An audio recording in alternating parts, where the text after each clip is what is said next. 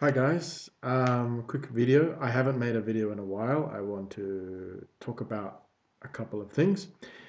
So the first thing is a quick update. I've been working a lot on different languages. Obviously, so different languages like Slovak, Romanian, and German.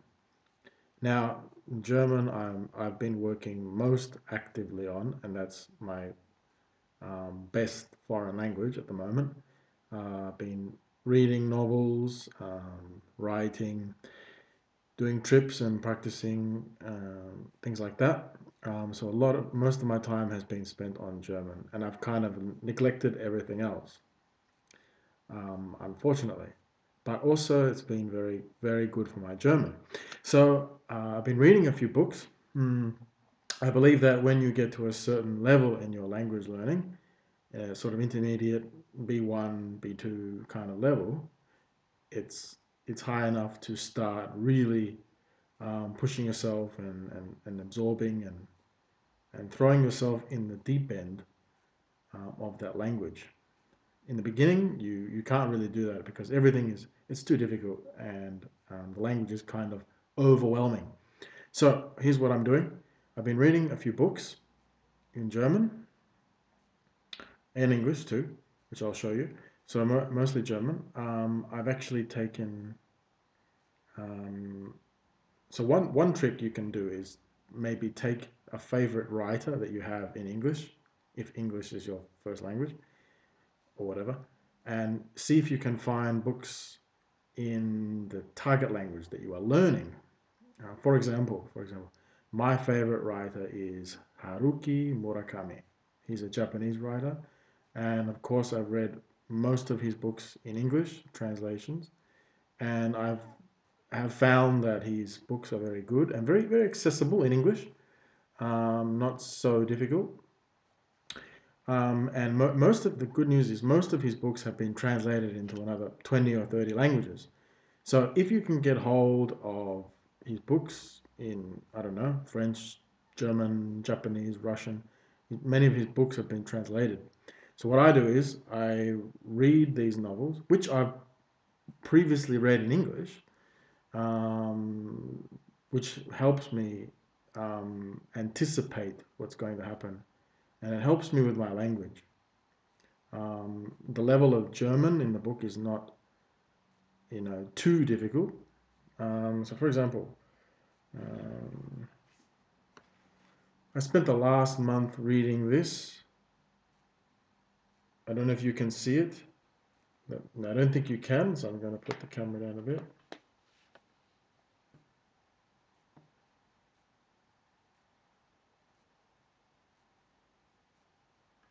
So it's called Tanz mit dem Schafsmann, which means Dance with the Sheepman. It's a translation of Haruki Murakami's book, Dance, Dance, Dance. That's a novel. It's quite a long novel. And I was working on that over the past month. Been working on that, and I finished it a couple of weeks ago. I found that to be really good because I'd actually read this book in English twice, and reading it in German was a good experience. For one reason, I really enjoyed the story in English, really liked it. And the other thing is, you're kind of familiar with the story in the background. So if you're at a reasonably high level in the foreign language, then I think you can really benefit, and you're not stopping and wandering and being confused about the plot. So that's been really helpful. I would recommend that if you can. Read books that you have already read in your first language, or at least familiar stories culturally to you. So that's one. Um, this one is also another Haruki Murakami book. This one is South of the Border, West of the Sun. I've also read this. I'd read this book years ago, so I don't really remember it that well. So I'm going to look at that. I haven't read it yet in German, so that's going to be the next thing. As far as other German books, not many more, but I would say Denken wie ein Shaolin. So think like a Shaolin. This is a book in German. I think it's been translated from Chinese or from English. I'm not sure. I have no idea. And it just kind of gives tips and strategies about thinking, controlling your emotions, and things like that. It's quite interesting. Um, Slightly challenging, so that's good. If the book is a bit difficult for you, then sorry about that. I'm trying to find the perfect position. If the book is a bit difficult for you, then you will really benefit from it. If it's way too difficult, then it's kind of just, it's too overwhelming and you won't stay with it. So find something like that that's not too difficult. And as far as English books go, let me see.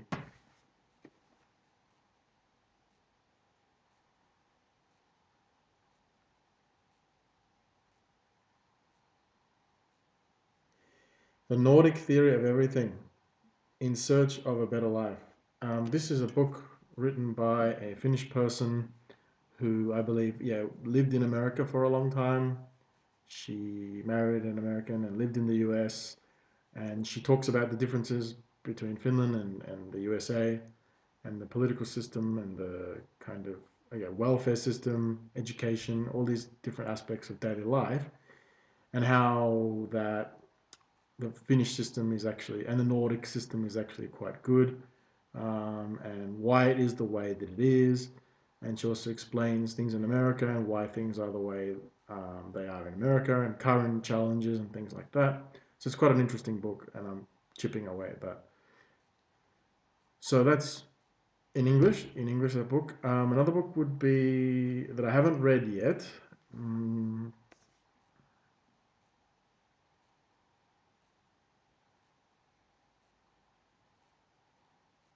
it's called The Traveling Cat Chronicles. The Traveling Cat Chronicles. This is actually a Japanese book translated into English.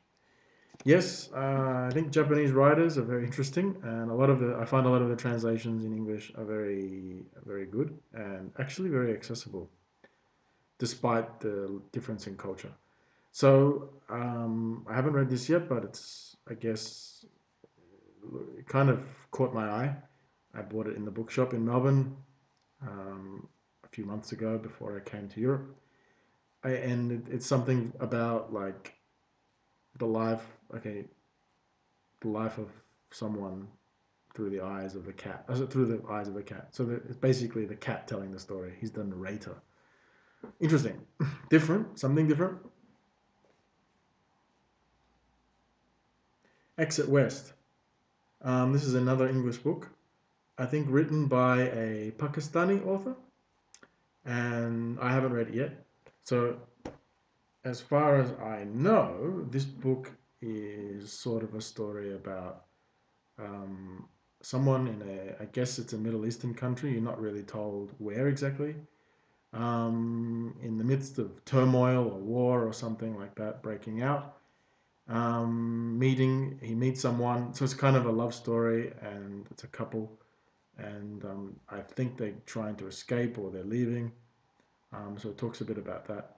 Um, from what I could tell, the book borders on kind of, I guess, surreal elements, which sounds quite interesting. Um, so that it's kind of like reality, the line between reality and fantasy is kind of blurred there a little bit. So that sounds quite interesting, and I guess it kind of talks a bit about the daily life of, living in a country, kind of war-torn country. So, and it's kind of a love story too, so that's interesting. Um, yeah, so these are the current books that I have that I've had over the past few months that I am reading or will be reading. So kind of generally my reading consists of German and English books. Um, I guess these are like my two best languages that I can sort of get through books, and also Italian, to some extent. So yeah, so I recommend reading as much as you can. I definitely recommend reading in your first language.